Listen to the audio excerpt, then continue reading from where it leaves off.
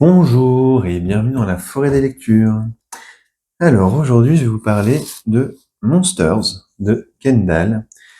C'est une BD autobiographique que j'ai découvert grâce à la collection Ping Pong de l'éditeur L'Employé du Mois. Alors L'Employé du Mois, c'est un éditeur de BD indé belge euh, que je ne connaissais pas jusqu'à il y a un an et demi. Et donc je découvre un peu à rebours leur catalogue qui a l'air vraiment très intéressant. Les quelques lectures que j'ai eues étaient sympas.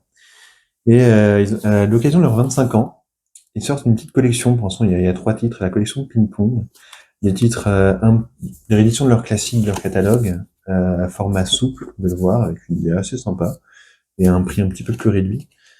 Euh, et du coup, cette BD autobiographique met en scène du coup l'auteur lui-même avec un ton un petit peu qu'on connaît, hein, qui a été souvent employé avec un ton un petit peu euh, autodépréciatif, assez négatif et centré sur soi-même, qui a ses défauts, mais qui à la fois fonctionne très bien pour mettre en avant les tourments que peut vivre un personnage en une période difficile de sa vie et comment les expliquer, comment décrire par, tout par ce à quoi l'auteur a traversé avec précision et avec on peut voir un petit peu quelques descriptifs de ce qu'il a vécu car Ken du coup a transmis à sa copine l'herpès. Il avait un bouton sur sa joue, je le montre au début, je vais essayer de pas non plus trop spoiler, il y a quelques scènes un petit peu à éviter. Voilà, il a un bouton qui le dérange euh, à ses lèvres, et bon, il s'en préoccupe pas plus que ça, il pense que c'est des boutons de fièvre qui reviennent régulièrement.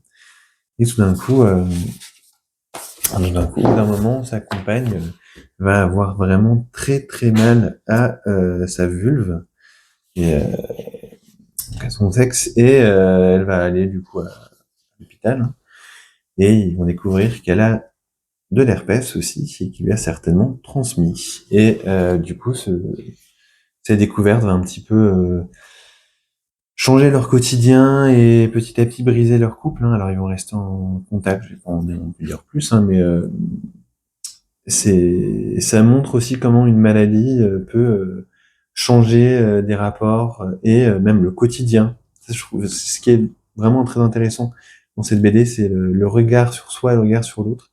Il y a beaucoup un petit peu de métaphores visuelles où on voit un petit peu l'auteur qui met en image sa maladie, qui le submerge, qui l'envahit, qui le mange. Il y a pas mal de métaphores comme ça. Et c'est vraiment très très réussi, je trouve. Ça permet un petit peu de mettre en image une douleur, des souffrances, et en même temps de les décrire, hein. Et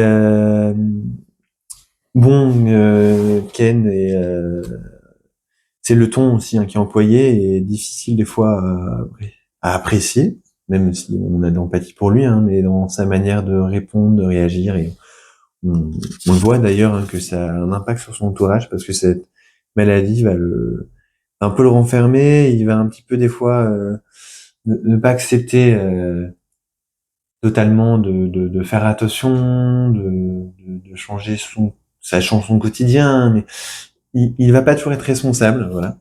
Et ça va savoir dans son entourage et ça va avoir quelques impacts sur sa vie et sur l'image qu'il a de lui-même.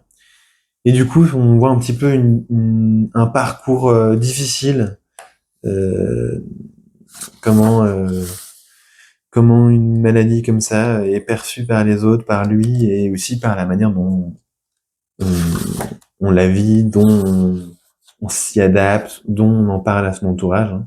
Et il y a pas mal d'informations qui sont amenées. Moi, je connaissais pas mal cette maladie, mais c'est assez intéressant, c'est assez riche aussi en même temps. C'est documenté sans être un documentaire, hein. C'est vraiment un parcours de lui-même. Euh, j'ai montré quelques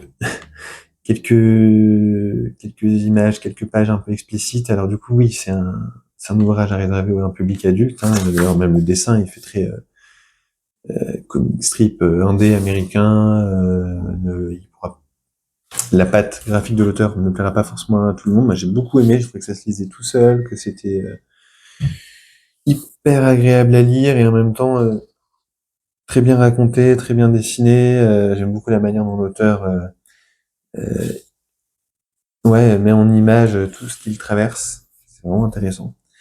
Et heureusement, j'en pas forcément plus, mais on va voir que l'auteur va faire une rencontre et comment l'écoute, la compréhension et comment plus on sait de choses sur une maladie, sur quelque chose, moins on la redoute, moins mieux on sait y répondre et s'y adapter. Et c'est vraiment bien fait. Ce chemin est vraiment bien amené. Et ça montre aussi l'importance de ce genre de bande dessinée. Et la postface, alors c'est pas un spoil, hein.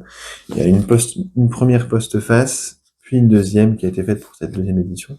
Et c'est intéressant de voir comment l'auteur revient sur son parcours artistique.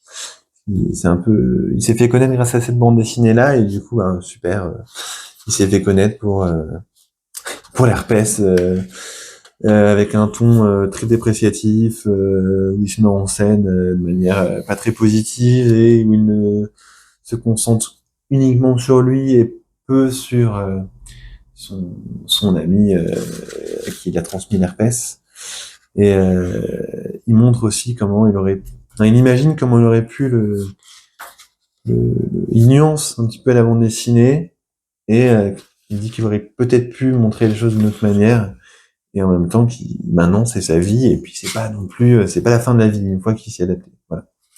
Et voilà, je peux que vous recommander cette bande dessinée, elle est à 18 €, donc, avec une pagination quand même assez importante, je sais plus, j'ai cru lire quelques pages, oui, voilà, 216 pages, donc, bon, c'est pas non plus donné, mais c'est assez accessible aussi pour ce genre d'ouvrage, donc je peux que recommander, c'est une bonne découverte, qui se lit assez bien et qui est en même temps assez intéressant et prenante. Voilà.